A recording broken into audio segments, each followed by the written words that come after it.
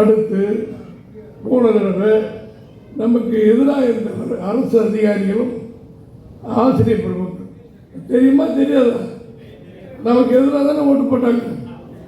எனக்கு நான் திண்டுக்கல்ல எம்எல்ஏ 22,000 ஓட்டில் நான் வெற்றினேன்.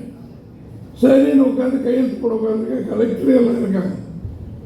துணை தாசில்தாருடைய ஐயா தபால் ஓட்டு எண்ணிக்கிட்டு இருக்காங்க. கொஞ்சம் இருக்க கையெழுத்து போடாது. சரி வரட்டும் ஒரு 1000-2000 ஓட்டு கிடைக்கணும் உட்காந்துருக்கேன். 5000 ஓட்டு உங்களுக்கு குறைஞ்சி போய் கட்டுறாங்க. ஏன்னா திமுக எல்லாம் ஓட்டு தபால் ஓட்டு போயிட்டு உங்களுக்கு 5000 குறைச்சி 17,500 வரைக்கும் ஜெயிச்சிக்கணும். அதையாவது கொடுக்கடாப்பா,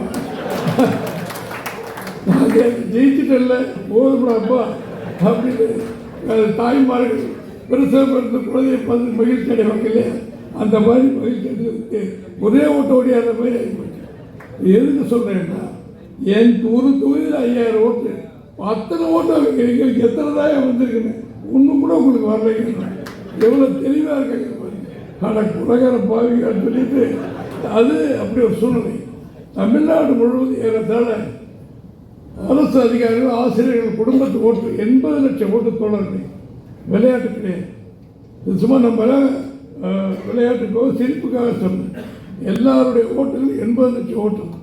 ஒரு ஓட்டு கூட நமக்கு இல்லைன்னு சொன்னால் 21 நம்ம வெற்றி வாய்ப்பு இழந்த பிறகு கிடைக்கும் போது ஸ்டாலினுக்கும் நம்முடைய எடப்பாடியாருக்கும் ஓட்டு வித்தியாசம் வெறும் 1,90,000. 2 லட்சத்துக்கு 10,000 ஓட்டு கம்மி. அதெல்லாம் நம்ம தோற்று போயிட்டோம்.